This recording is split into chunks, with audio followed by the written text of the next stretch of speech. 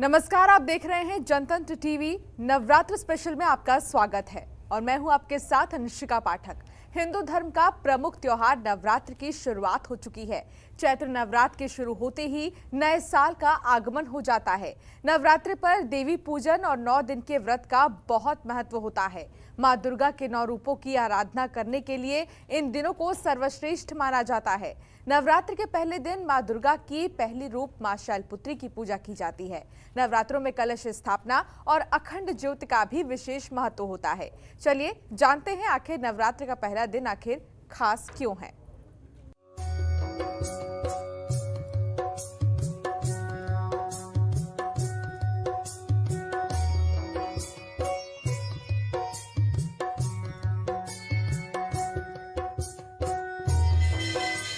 चैत्र नवरात्र का पावन त्योहार शुरू हो चुका है। ये हिंदू धर्म के प्रमुख त्योहारों में से एक है, जिसमें मां आदिशक्ति की उपासना की जाती है। मां के भक्त चैत्र नवरात्र में उनके 9 अलग-अलग रूपों की आराधना व्रत रखकर करते हैं। नवरात्र के 9 दिनों में मां दुर्गा के अलग-अलग अवतारों की पूजा की जाती है और सबसे पहले नवरात्र को मां शैलपुत्री की पूजा की जाती है।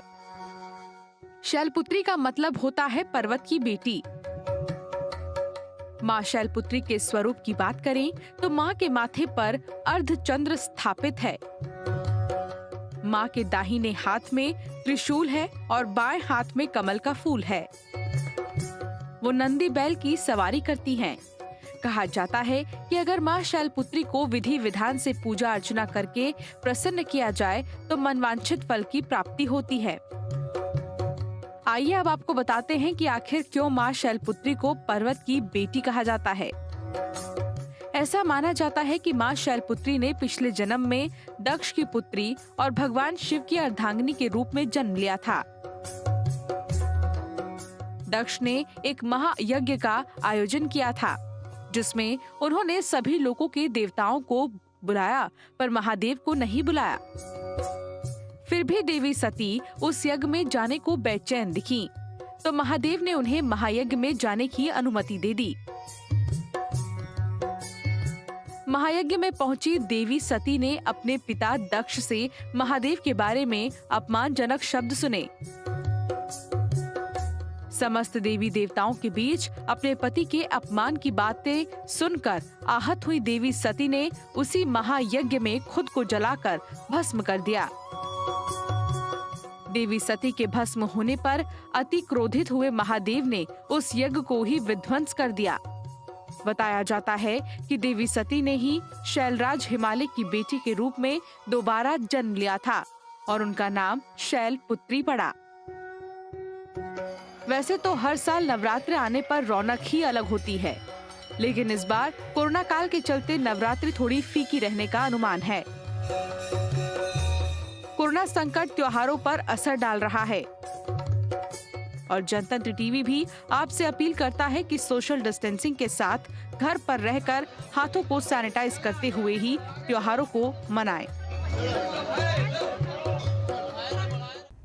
तो नवरात्र की शुरुआत हो चुकी है और ऐसे में कलश स्थापना के साथ साथ अखंड ज्योत के बारे में भी जानने के लिए आप बहुत उत्सुक होंगे। हमारे साथ स्टूडियो में मौजूद हैं आचार्य प्रमोद मिश्रा जी। आचार्य जी, आपका बहुत बहुत स्वागत है। जय माता दी। आचार्य जी, नवरात्र की शुरुआत क्योंकि हो चुकी है, ऐसे में हिंदू धर्म के जितने भी लोग हैं उनके लिए नए साल का आगमन हो गया है। तो सबसे पहले तो बताएं कि कलश स्थापना कैसे करें और शुभ मुहूर्त क्या है। बिल्कुल, सबसे पहले भगवती का आवाहन और ध्यान करेंगे, वंदन करेंगे कि माँ भगवती कार्यक्रम में विराजमान होकर के और सभी दर्शकों का परम कल्याण करें। देवी प्रपन्नार्ति हरे प्रसीद प्रसीद मातर जगतोऽखिलस्य प्रसीद विश्वेश्वरी पाहि विश्वम त्वमीश्वरी देवी चराचरस्य। बात करते हैं हम सबसे पहले कि कलश स्थापना क्यों करते हैं और शुभ मुहूर्त क्या होता है। तो कलश स्थापना क्यों करते हैं? क्योंकि भारतवर्ष में सबसे पहली जो पूजा होती है प्रकृति की पूजा होती है। छित जल पावक गगन समीरा पंच तत्व यह रचित शरीरा। इसमें हमारा शरीर का जो निर्माण हुआ है उसमें भी पंच तत्व से विलीन शरीर है। उसमें एक तत्व है जल। यहाँ जल की पूजा विशेष रूप से मानी जाती है। यहाँ पर अखंड ज्योति की पूजा जो होती है वो भी इसी रूप में होती है। लेकिन हाँ, बात कर रहे हैं हम जल पूजा के बारे में, कलश स्थापना के बारे में।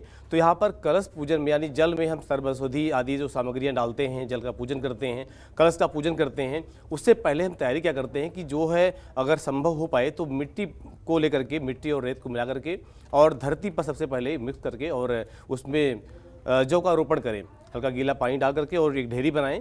उसके ऊपर खाली कलश, बिना जल भरे खाली कलश रखना चाहिए। इसके बाद में जल का मंत्र पढ़ते हुए, गंगा जी का आवाहन करते हुए, ध्यान करते हुए फिर उसमें जल डालें और प्रार्थना करें कि गंगा च यमुना चैव गोदावरी सरस्वती नर्मदे सिंधु कावेरी जले अस्मिन् सन्निधम कुरु। इस तरह मंत्र पढ़ते हुए, प्रार्थना करते हुए और कलश में जल डालें। और कलश के अंदर जो है साबुत 5 गांठ हल्दी, अक्षत, फूल, दूर्बा, सुपारी, लौंग, इलायची, कुछ रुपए पैसे के रूप में कुछ सिक्के, चाहे वो 5 रुपये हो, 11 रुपये हो, जो भी आपकी अपनी व्यवस्था हो, उसके अनुसार ये सामग्री डालने के बाद कलश में आपको एक स्वास्तिक बनाना चाहिए। ओम का चिन्ह, श्री का चिन्ह बना करके शुभ चिन्ह माने जाते हैं। और कलश के कंठ में यदि गले में कलावा लपेटना चाहिए 5 बारी, 7 बारी, 3 बारी, ऐसे ही विषम संख्या में, और लपेट करके अब आप कलश के अंदर जो सामग्री डाली है उसके बाद आम के पत्ते या फिर जो है पंच पल्लव, आम, पीपल, बरगद, पाकड़ और गूलर, ये पंच पल्लों कहे जाते हैं। इन पंच पल्लों को लगा करके और इस तरह मुद्रा में लगाएं कि वो पत्ते जो है बाहर की तरफ दिखते रहें। अब इसके बाद में आप नारियल लगाएं। नारियल लगाने की प्रक्रिया 2 तरह की होती है। एक तो ये होता है कि उसका मुखमंडल होता है जिसमें 3 सुराख होते हैं, ये मुखमंडल ऊपर हो, बाकी उसका पृष्ठ भाग नीचे हो। दूसरा तरीका होता है कि उसको पट भी लगाया जाता है। तो पट लगाने में ये ध्यान दिया जाता है कि उसका मुख उत्तर की तरफ ना हो, पश्चिम में ना हो, पूरब में या दक्षिण में हो सकता है। तो इस तरह से पट यानी बराबर में आप लगा सकते हैं। इसके बाद ऊपर से आप जो है कलश स्थापना में जो है फूल हार चढ़ाएं और फूल हार, चुन्नी, वस्त्र, लाल वस्त्र लपेट करके इस तरह से चढ़ाना चाहिए। या हो सके तो कुछ और जो भी आपने कुछ वस्त्र वरुण देवता को चढ़ाने हो तो वो भी आप चढ़ा सकते हैं। तो इस तरह से चढ़ाने के बाद में ये तो हो गया वरुण स्थापना यानी कलश स्थापना की जो एक विधि होती है, प्रॉपर विधि। इस विधि से आप कलश स्थापना करनी चाहिए। लेकिन करेंगे कब? इसके लिए कहा जाता है कि जो एक विशेष मुहूर्त होता है उस मुहूर्त के अनुसार अगर पूजन किया जाए तो ज़्यादा अच्छा माना जाता है।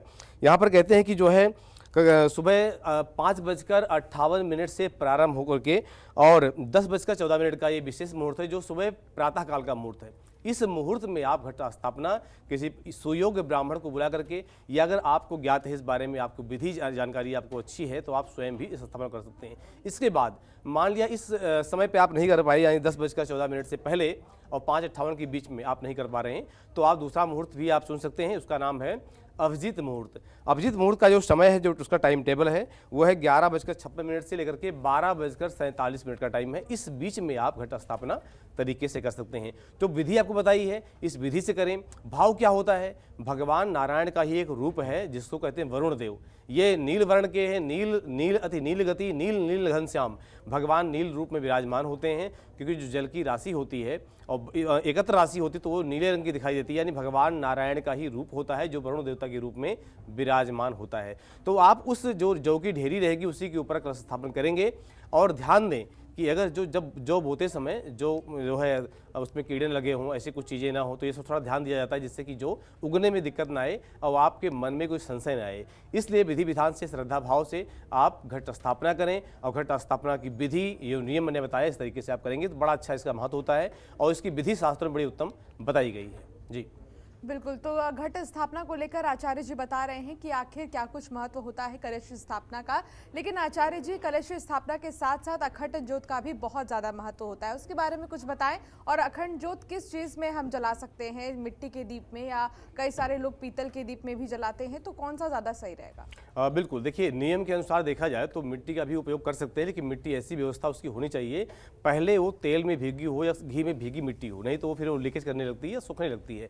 तो आप अखंड ज्योति का एक जो महत्व है शास्त्रों के अनुसार वो कहते हैं कि दीपोर ज्योति परब्रह्म, दीपोर ज्योति जनार्दन, दीपो हरतु मे पापम, पूजाम दीप नमोस्तुते, शुभम करोतु कल्याणम, आरोग्यम सुख संपदाम, मम बुद्धि प्रकाशस्य, पूजाम दीप नमोस्तुते।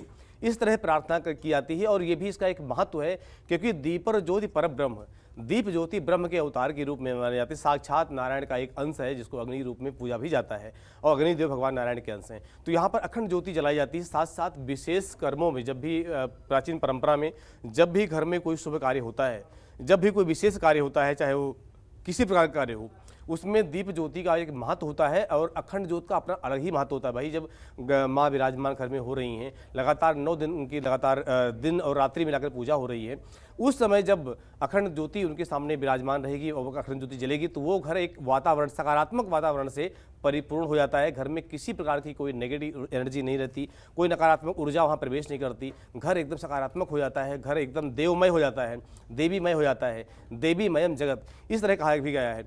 तो अखंड ज्योति का अपना एक महत्व है और एक ऐसा एक प्रचलन प्राचीन परंपरा से बना हुआ है। तो अखंड ज्योति को यानी अगर हो सके तो मिट्टी का बर्तन अगर उपयोग करना चाहते हैं तो आप कर सकते हैं, नहीं तो सबसे बढ़िया है आजकल पीतल की अखंड ज्योति आती है, बड़ी होती है, उसमें मौली को बढ़िया ऐठन बना करके दे करके और उस डबल या तिबल जैसे भी उस अखंड दीपक के अंदर जो सुराख होता है, जैसा उसका सुराख हो, उसकी व्यवस्था हो, उसके अनुसार उसमें बत्ती डाल करके, और बत्ती इतनी लंबी डालें आप कि कम से कम 7-8 दिन 9 दिन चल सके। अगर बीच में आपको बदलनी पड़ रही है तो आप बदल भी सकते हैं, ऐसी उसमें कोई विघ्न बाधाएं ऐसी कोई नहीं है। तो आप इस तरह से अखंड ज्योति में पूर्णतः घी भर करके, और घी की मात्रा इतनी बढ़िया हो कि वो ऊपर दीपक में पकड़ती रहे। आप प्रतिदिन उसकी देखभाल भी करते रहें, अखंड दीपक को इस तरह जलाएं और उसकी भी, जैसे कि आपने वरुण पूजन किया, ऐसे ही दीपक स्थापना करके तो नीचे कोई अनाज या चावल, गेहूं या जौ ऐसा कुछ रख करके और उसी अनाज का अष्टदल बना करके, यानी 8 खाने से बन जाए ऐसा कुछ कीजिएगा व्यवस्था। उसके ऊपर एक प्लेट रखें, प्लेट में स्वास्तिक या जो दुर्गा जी का यंत्र होता है या स्त्री यंत्र होता है, ऐसे यंत्र बना सके तो आप जरूर बनाएं। इसके ऊपर पीतल के दीपक का स्थापना करें।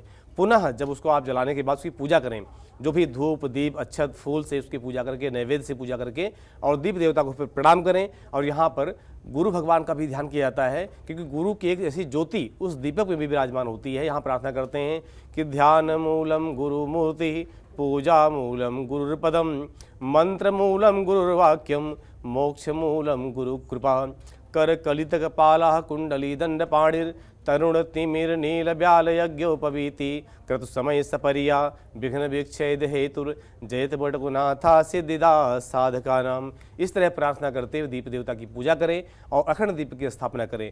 पुनः प्रतिदिन शाम को सोने से पहले एक बार उसमें घी भर दें, बत्ती को चिमटी से ऐसी कोई व्यवस्था आपकी हो उसको ऊपर उठा दें।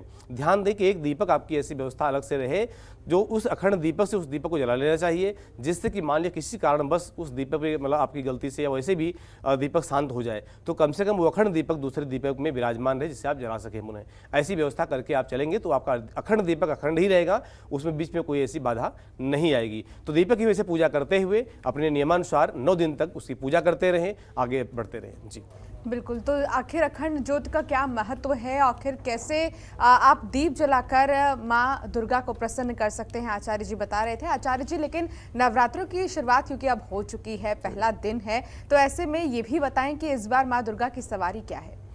बिल्कुल, देखिए शास्त्रों में अलग अलग उसके विधान बताए गए हैं कि सवारी माँ की किस तरह की होती है और सवारी का अपना एक महत्व क्या होता है।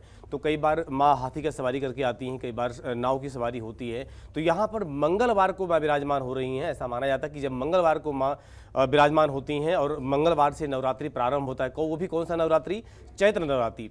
तो भगवती माँ जो है घोड़े की सवारी करके आती हैं, तुरंग की सवारी करके आती हैं, जिससे माना जाता है कि तुरंग की सवारी करने से कई तरह की दुर्घटनाएं भी अक्सर दिखाई देती हैं, कई तरह विघ्न बाधाएं भी राज्य में समाज में ये सब चीज़ें दिखाई देती हैं। तो यहाँ पर तुरंग की सवारी होने से ये सब चीज़ें अक्सर दिखाई देंगी। तो माँ इस बार तुरंग की सवारी यानी घोड़े की सवारी से विराजमान हो रही हैं। जी बिल्कुल आचार्य जी। और इसी के साथ आचार्य जी, क्योंकि माँ की सवारी इस बार घोड़ा है, तो घोड़ा किस चीज़ की तरफ दर्शाता है, क्या कहता है घोड़ा? बिल्कुल, वैसे घोड़ा की अगर जो बात करते हैं तो कहते हैं कि माँ घोड़े पे जो सवार होकर आती हैं, यहाँ श्लोक भी कहते हैं कि छत्र चंद्र भंगेस्तु रंग, कहा जाता है, इस तरह कहा गया कि इस जो छत्र भंग यानी जब विघ्न बाधाएं, बहुत सारे जगह जो है लड़ाई विवाद ये सब जो चीज़ें होती हैं तो कहीं ना कहीं देश के लिए, समाज के लिए ये शुभता नहीं देता, यानी शुभता का प्रतीक नहीं होता।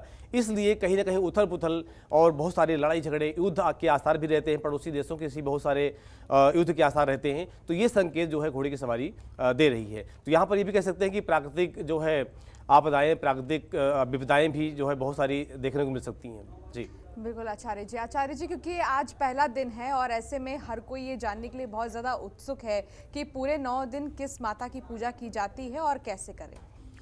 बिल्कुल, देखिए यहाँ हम एक श्लोक के माध्यम से, जो दुर्गा सप्तमी में माँ का कवच है, कवच के माध्यम से पहला श्लोक जो शुरू होता है वो यही होता है कि प्रथमम शैलपुत्री च द्वितीयम ब्रह्मचारिणी तृतीयम चंद्रघंटेति कूष्मांडेति चतुर्थकम पंचमम स्कंदमातेति षष्ठम कात्यायनीति च सप्तमम कालरात्रीति महागौरीति चाष्टमम नवमम सिद्धिदात्री च नवदुर्गा प्रकृतिता उक्तान्येतानि नामानि ब्रह्मणेव महात्मना। कहते हैं कि प्रथमम शैलपुत्री चा, यानी प्रथम दिवस की जो देवी होती हैं भगवती शैलपुत्री माँ हैं, जो शैल से विराजमान हुई हैं। शैलराज यानी पर्वतराज हिमाचल के यहाँ विराजमान हुई हैं। तो प्रथमम शैलपुत्री चा, द्वितीयम ब्रह्मचारिणी, द्वितीय देवी जो हैं ब्रह्मचारिणी माताएं हैं। तृतीयम चंद्रघंटेति, तीसरे दिन की जो देवी हैं वो चंद्रघंटा माता जो विराजमान हैं। तृतीयम चंद्रघंटेति कूष्मांडे चतुर्थम, जो चौथी देवी, चौथे दिवस की जो देवी हैं माँ हैं वो कुष्मांडा माँ हैं। कुष्मा चतुर्थम पंचमम स्कंद मातेति, पंचम दिवस की देवी हैं वो स्कंद माता हैं। षष्ठम कात्यायनीचा, जो छठे दिन के देवी हैं, छठे दिवस की देवी हैं वो कात्यायनी माँ हैं, जो कात्यायन ऋषि के यहाँ उत्पन्न होकर के और अपना नाम, अपनी ख्याति इस संसार में प्राप्त की है और हर तरह का जो है अपने भक्तों को कल्पतरु बनाया है, भक्तों की मनोवांछित कामना को पूर्ण किया है। तो पंचम स्कंद माते थी, षष्ठम कात्यायनीचा, सप्तमम कालरात्रि थी, जो माँ कालरात्रि देवी हैं वो 7वें दिन की देवी हैं। 7वें दिन की विशेष रूप से पूजा की जाती है और गर्दभ की यानी गधे की सवारी भी इनको बताई गई है शास्त्रों के अनुसार। तो सप्तमम कालरात्रि थी महागौरी तिचा अष्टमम, अष्टम दिन की देवी जो है महागौरी माता हैं। नवमम सिद्धिदात्री चा नव दुर्गा प्रकृता, ये नव दुर्गा हैं यानी 9वें दिन की देवी हैं, वो सिद्धिदात्री हैं। अक्सर यहाँ पर दानव, मानव, गंधर्व, मनुष्य, देवता, किन्नर आदि सब सिद्धिदात्री माँ की पूजा सिद्धि प्राप्त करने के लिए और जीवन की सिद्धियाँ क्या हैं, जीवन का लक्ष्य क्या है, ये सब ध्यान में रखते हुए भगवती सिद्धिदात्री की पूजा इस तरह देवी देवता, असुर, नाग, किन्नर ये लोग करते रहते हैं। जी, तो आचार्य जी बता रहे हैं कि 9 दिन किन देवियों की पूजा की जाती है और साथ ही कैसे की जाती है ये भी बता रहे थे। और चलिए ब्रेक के बाद एक बार फिर आपका स्वागत है। नवरात्रों को लेकर लगातार हम चर्चा कर रहे हैं कि आखिर माँ दुर्गा को प्रसन्न कैसे किया जाए और साथ ही कि माँ जो शैलपुत्री हैं उनका अवतार कैसा होता है, इसके बारे में भी जानेंगे। हमारे साथ मौजूद है आचार्य प्रमोद मिश्रा जी। आचार्य जी, अब बताएं कि माँ शैलपुत्री आखिर उनका जो पूरा स्वरूप है वो कैसा होता है और उनकी पूजा कैसे की जाती है। बिल्कुल, स्वरूप के बारे में जो वर्णन शास्त्रों के माध्यम से मिलता है वो ये मिलता है कि भगवती का जो एक उत्पत्ति हुई है वह भगवान शैलराज यानी पर्वतराज हिमाचल के यहाँ हुई। और किस लिए हुई, जो सती माँ का जो है अपमान होता है, सती माँ यज्ञ में अपने आप को विध्वंस कर दे जाती हैं दक्ष प्रजापति के यज्ञ में यानी कलखल में। इसके बाद जब पुनर्अवतार होता है तो जो हिमालय के यहाँ होता है और शैल पर्वत के रूप में, इसलिए उनका नाम शैलपुत्री पड़ता है। और श्वेत वस्त्र धारण किए हुए, कमंडल धारण किए हुए, गले में जो है एक श्वेत रंग की माला विराजमान किए हुए भगवती का ये रूप है। तो इस रूप के माध्यम से होता है। बात करते हैं पूजा कैसे करें, किस विधि से करें। तो यहाँ पर प्रथम दिवस की जो पूजा है, सबसे पहले आपका जो एक कलश स्थापना का विधान, भगवान गौरी गणेश की पूजा का विधान, अखंड दीपक का विधान, ये सब सारे विधान जब संपन्न होते हैं, आपका जो नित्य नैमित्तिक कार्य होता है जो आप रोज़ पूजा करते हैं, ये सब करने के बाद फिर आप पुनः एक जो चौकी पर आपने अगर माँ की कोई फोटो या कोई ऐसी मूर्ति पीतल की हो, चांदी की हो या किसी मेटल की मूर्ति विराजमान है, तो उस मूर्ति को सबसे पहले आपने ध्यान करना है कि हे भगवती, आप हर रूप में विराजमान हैं। गुह्याति गुह्य गोप्त्री त्वं ग्रहाणामस्कृतं जपम सिद्धिर्भवतु मे देवी तो प्रसादान सुरेश्वरी, हे सुरेश्वरी, हे महादेवी, आप हर जगह विराजमान हैं। आप इस मूर्ति में विराजमान होकर के और मेरे द्वारा की गई पूजा को स्वीकार करें, इससे प्रार्थना करके हाथ में अक्षत फूल लेकर के वो वहाँ पर चरणों में अर्पण करें। इसके बाद पुनः क्रम शुरू होता है कि भगवती को सबसे पहले आप जल से स्नान कराएं और जल से स्नान कराने के बाद क्रमशः पंचामृत से स्नान कराएं। पंचामृत में पंचामृतम मयानीतम पयोदधिघृतम मधु शर्करया समायुक्तम पंचामृतम प्रतिगृहीताम, यानी दूध से स्नान, दही से स्नान, घी से स्नान, शहद से स्नान और फिर शक्कर से स्नान कराने के बाद में पुनः शुद्ध जल से स्नान कराएं और सूती या कोई साफ कपड़े से माँ को प्रक्षालन करें, यानी उस मूर्ति को पोंछने के बाद अब आप कोई जो नीचे श्वेत वस्त्र या फिर पीला वस्त्र बिछा हुआ है वहाँ पर माँ भगवती की मूर्ति को विराजमान करें। विराजमान करने के बाद में क्रमशः क्रम होता है कि आप भगवती को वस्त्र अर्पण करें, यानी कोई वस्त्र बनवा रखा है आपने तो उसको पहनाएं, नहीं तो आप मौली का वस्त्र भी चढ़ा सकते हैं।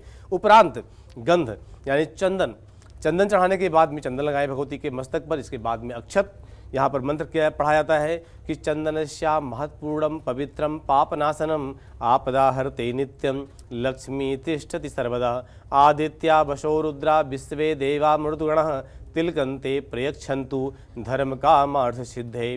तो चंदन अच्छे चढ़ाने के बाद में पुष्पम पुष्पमाल्यम फूल माला अर्पण करें भगवती को। और यहाँ पर अर्पण करने के बाद में ये माना जाता है कि जो है पुष्पम पुष्पमाल्यम के बाद में इत्र गुलाल अबीर चढ़ाने के बाद हल्दी जरूर चढ़ाएं। इसके बाद में भोग के रूप में अनार चढ़ाने का बड़ा अच्छा विधान माना जाता है। अनार माँ को अति प्रिय है, इसलिए अनार का फूल भी, अनार का फल भी माँ जो है प्रसन्न देवी को जरूर चढ़ाना चाहिए। तो इस तरह से करते हुए और जो भी आपकी पूजा की सामग्री आपने बनाया है, कुछ मिष्ठान बनाया है, तो वो भी आप भगवती को अर्पण करें। प्रार्थना करें कि माँ प्रथम दिवस की पूजा आपको अर्पण है, ये पूजा आप स्वीकार करें। इस तरह से करते हुए और फिर क्षमा प्रार्थना करके और वो पूजा संपन्न करें। बिल्कुल। तो आचार्य जी बता रहे थे आखिर माँ शैलपुत्री की पूजा कैसे करें, उन्हें क्या चढ़ाएं जिससे वो प्रसन्न होंगे। लेकिन आचार्य जी, माता का इतिहास क्या है, माँ की कहानी क्या है, शैलपुत्री उन्हें क्यों कहा जाता है? बिल्कुल, शैलपुत्री इसलिए कहा जाता है, जबकि अभी कुछ कथा में बताया भी मैंने कि यहाँ पर जब भगवती का प्राकट्य होता है, पूरी कथा इस तरह की होती है कि यहाँ पर जब भगवान शिव की तो अजर अमर अविनाशी हैं, लेकिन माँ सती, जो कि माँ सती का जो पहला अवतार था, सती जो है भगवान शिव को ही ब्याही है और दक्ष प्रजापति के यहाँ उनका अवतार हुआ था।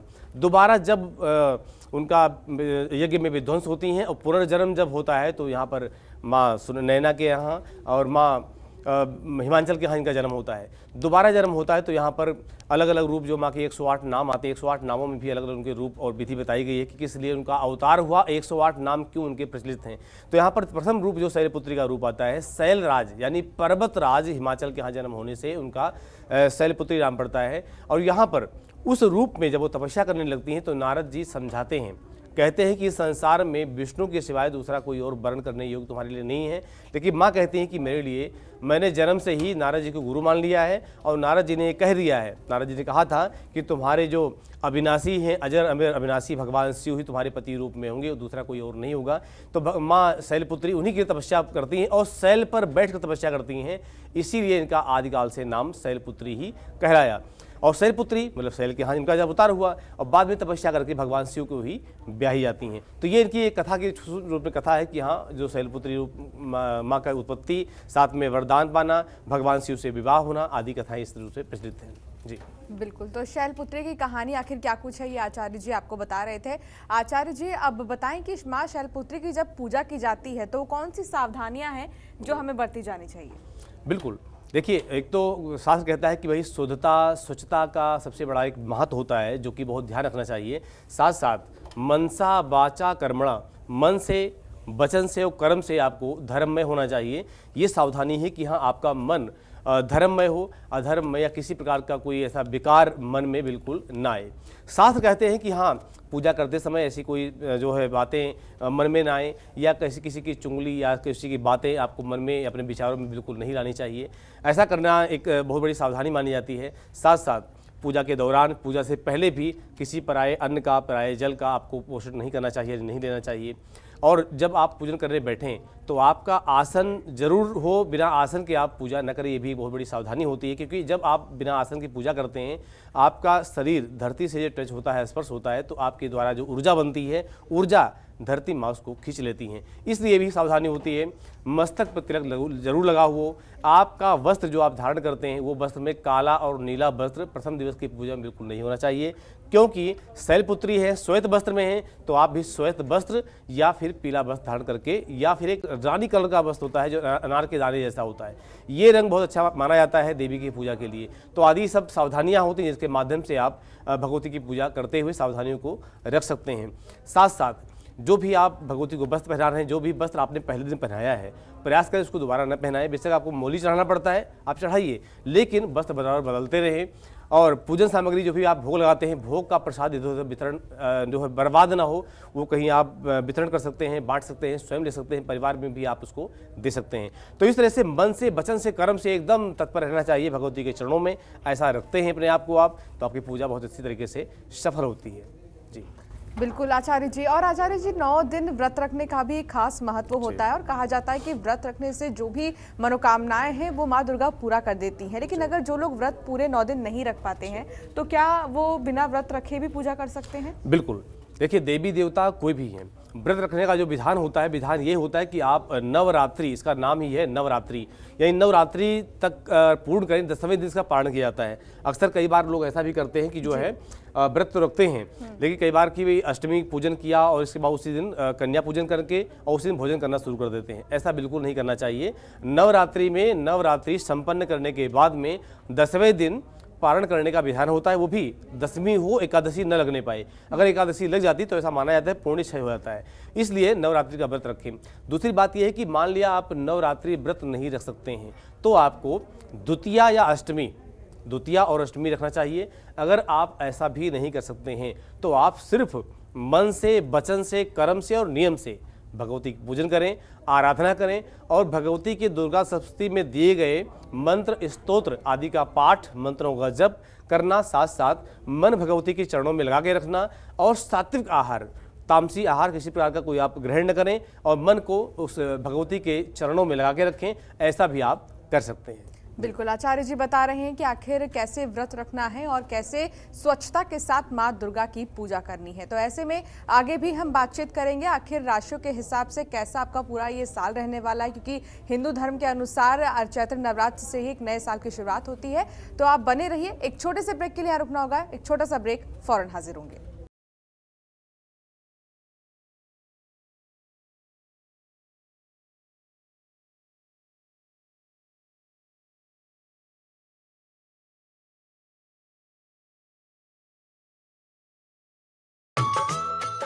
बढ़िया है, प्राकृतिक हल्दी, मिर्ची, धनिया नहीं, मिर्ची, धनिया, हल्दी, MDH।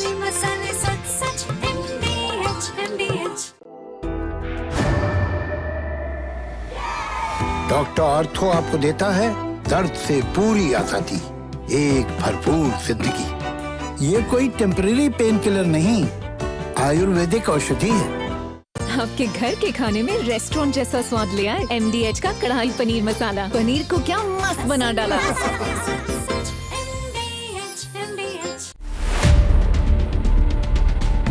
दिल्ली बदल रही है, चांदनी चौक की सूरत बदल रही है। दिल्ली की रफ्तार बदल रही है, दिल्ली की आबो हवा बदल रही है और अब हम बदल गए हैं। दिल्ली वासियों को मिलता है मुफ्त बिजली पानी। क्या यही है राजधानी की कहानी?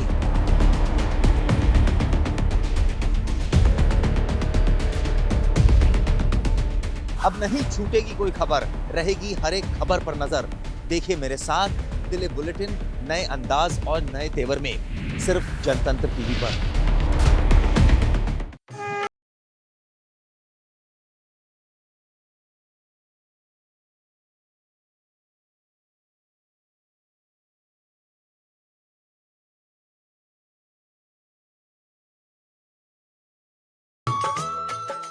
और चलिए ब्रेक के बाद एक बार फिर आपका स्वागत है। अब बात करेंगे राशियों की कि आखिर राशियों के हिसाब से आपका ये पूरा साल कैसा जाने वाला है। आचार्य जी बताएं, सबसे पहले मेष राशि के जातकों का जो ये पूरा साल है वो कैसा जाएगा? बिल्कुल, देखिए संवत, पुराना संवत समाप्त हो गया, नया संवत शुरुआत हुआ है आज से। संवत 2078 हिंदी सनातन परंपरा के अनुसार, उसके अनुसार 12 राशियाँ क्या कहती हैं और 12 राशियों के अनुसार प्रत्येक राशि का राशिफल कैसे रहने वाला है। सबसे पहले हम बात करेंगे मेष राशि की। तो मेष राशि के जो दर्शक हैं, मेष राशि के जो जातक हैं, ज्योतिष के अनुसार कहते हैं कि किसी भी प्रभावशाली व्यक्ति से आपको सहयोग प्राप्त होगा, पूजा पाठ में मन लगेगा, हर तरह से लाभ भी होने वाला है, मित्रों का सहयोग मिलेगा और आप उत्तरोत्तर वृद्धि को प्राप्त होंगे। लेकिन ध्यान रखें, थोड़ी बहुत चिंता और तनाव को भी आप इस वर्ष लिए रहेंगे। तो यहाँ पर जल्दबाजी बिल्कुल न करें, जल्दबाजी से कहीं ना कहीं आप नुकसानदायक स्थिति में आ सकते हैं और आलस्य आपके ऊपर हावी हो सकता है, तो आप सावधान रहें। बात करते हैं अगली राशि यानी वृष राशि के बारे में। वृष राशि कहती है कि स्वास्थ्य का पाया थोड़ा कमजोर रह सकता है, इसलिए स्वास्थ्य का ध्यान रखें, वाहन चलाते समय सावधान रहें, चोट व दुर्घटना के संकेत भी इस वर्ष आपके लिए दिखाई दे रहे हैं। इसलिए विवाद से आपको बचने का जो है बहुत ज़रूरत है, विवाद से बचे रहें। पारिवारिक सहयोग मिलेगा, व्यापार अच्छा चलने वाला है, नौकरी भी आपकी अच्छी रहेगी, जो आपके बॉस हैं, आपके मालिक हैं, उनसे भी आपकी अच्छी बनी रहेगी। बात करते हैं हम मिथुन राशि के बारे में। मिथुन राशि कहती है कि आप घर परिवार की चिंता को लेकर के इस वर्ष थोड़ा सा तनाव में रह सकते हैं। प्रसन्नता भी रहेगी, भाइयों से मतभेद दूर होंगे, वाद विवाद अगर कोर्ट कचहरी में चल रहे हैं तो वो भी समाप्त होने वाले हैं। संतान पद से खुशियां भी प्राप्त होंगी। अगर संतान आपकी देश से विदेश जाना चाहती है शिक्षा के उद्देश्य से तो वहाँ भी सफलता उसको प्राप्त होने वाली है। बात कर लेते हैं हम कर्क राशि की। कर्क राशि कहती है कि लेन देन में जल्दबाजी इस वर्ष बिल्कुल न करें, क्योंकि जल्दबाजी करने में कहीं ना कहीं नुकसानदायक हो सकता है। और उधार धन दे रहे हैं तो बड़ी सावधानी से ही दें, कहीं ना कहीं मिलने के संकेत नहीं मिल रहे हैं। भूमि व भवन से संबंधित बड़े सौदे आपके हासिल हो सकते हैं। साथ साथ व्यापार व्यवसाय आपका अनुकूल रहेगा, बड़े काम करने में आपका मन लगेगा। यात्रा करते हैं तो यात्रा थोड़ी सावधानी से करें और वाहन खरीदने के योग भी आपके बन रहे हैं। बात कर लेते हैं हम सिंह राशि की। तो ये वर्ष सिंह राशि के लिए कैसा रहेगा?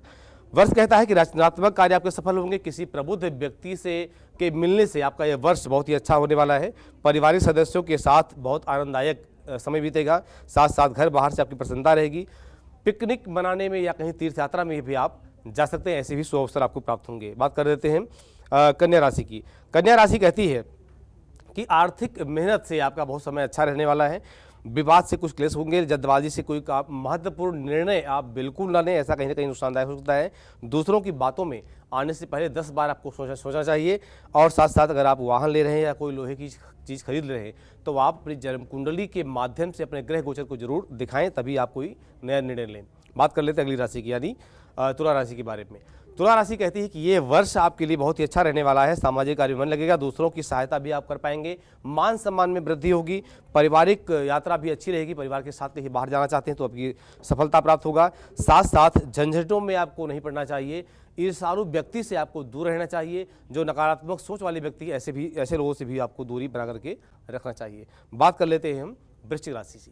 वृश्चिक राशि कहती है कि उत्साह पूर्वक सूचना मिलेगी। भोले बिसरे साथियों से मुलाकात भी आपकी हो सकती है। कोई बड़ा नया काम भी करने की योजना बन सकती है। भाइयों से थोड़ा मन मुटाव भी आपका हो सकता है, लेकिन हाँ, मित्रों से सहयोग मिलेगा।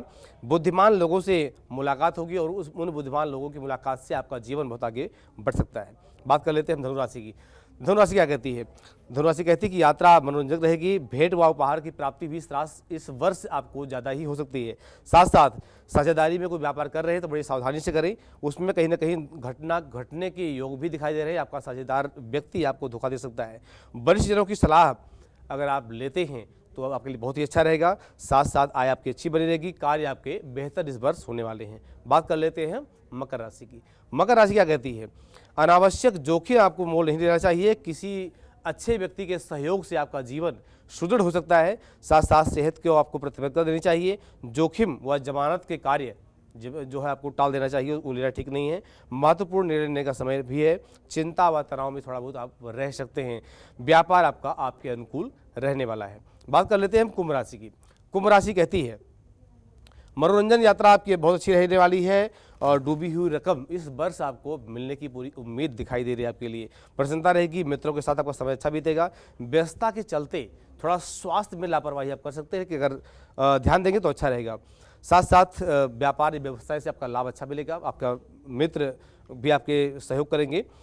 प्रमाद भी आपको मिल सकता है, यानी लापरवाही किसी काम में, व्यापार में, व्यवसाय में आप बिल्कुल न करें। बात कर लेते हैं हम मीन राशि की।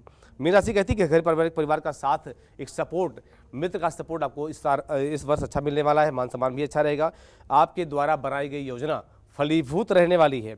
विरोध आपका लोग कर सकते हैं। समय पर आप काम अगर नहीं कर पाए, लापरवाही की, तो आप बहुत पीछे भी रह जाएंगे। ये भी आपको ध्यान देना होगा।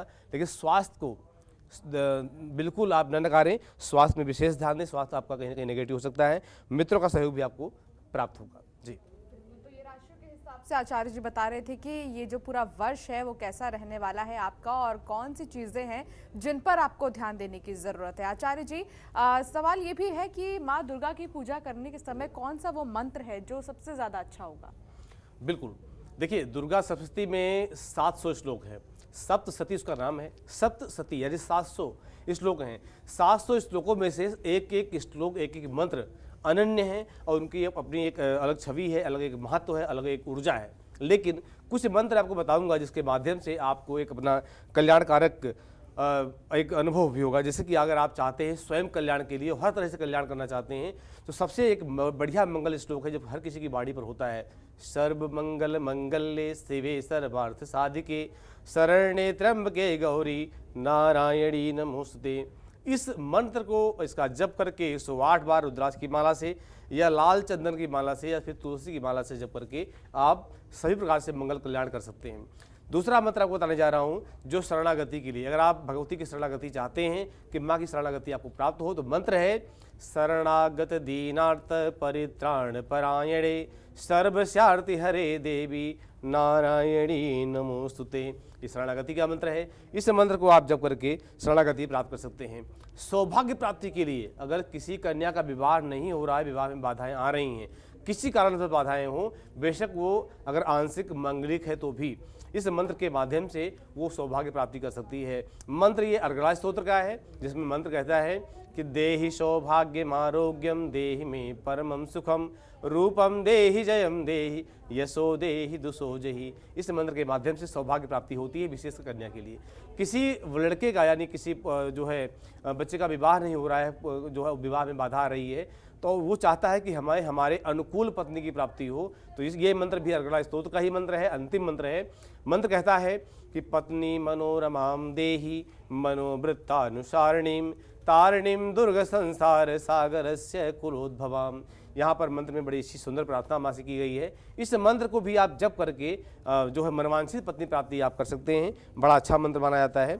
विपत्ति दूर करने के लिए, अगर आपके घर में विपत्ति नहीं जा रही है, घर में आए दिन क्लेश होता रहता है, आप बेशक आप दो ही पति पत्नी रह रहे हैं फिर भी आप युद्ध करते हैं, महाभारत करते हैं, तो यहाँ पर ये मंत्र आपके लिए पति पत्नी कोई भी कर सकता है। ये मंत्र बड़ा अच्छा है। मंत्र है देवी प्रपन्नार्ति हरे प्रसीद प्रसीद मातर जगतोखिलस्य प्रसीद विश्वेश्वरी पाहि विश्वम त्वमीश्वरी देवी चराचरस्य। इस मंत्र के माध्यम से आप विपत्तियों का नाश कर सकते हैं।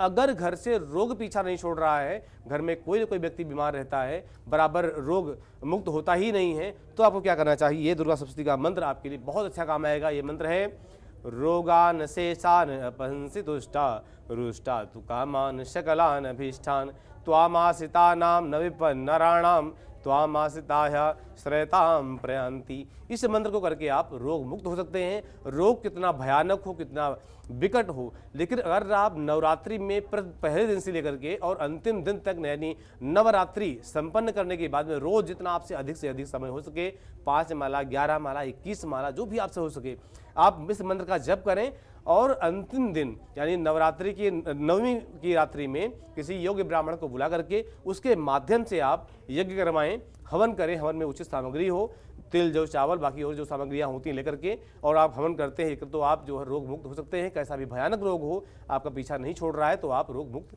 विशेष रूप से हो सकते हैं। यहाँ पर अलग अलग मंत्र हैं। विशेष माँ का मूल मंत्र है, इस मंत्र का नाम होता है नवार्ण मंत्र, या जानते हैं ये 9 अक्षर का मंत्र होता है। 9 अक्षर मंत्र के मंत्र में ओम ऐं ह्रीं क्लीं चामुंडाय विच्चे, इस मंत्र का जप करके आप अपना कल्याण कर सकते हैं। जी, तो ये वो मंत्र है जिससे माँ प्रसन्न होंगी, और अगर कोई भूल चूक भी आपसे हो जाए तो आप इन मंत्रों को अगर बोलेंगे तो माँ बिल्कुल भी आपसे नाराज नहीं होंगी बल्कि प्रसन्न होंगी। खबरों के निष्पक्ष विश्लेषण के लिए सब्सक्राइब करें Jantantra TV and press the bell icon. Never miss any update.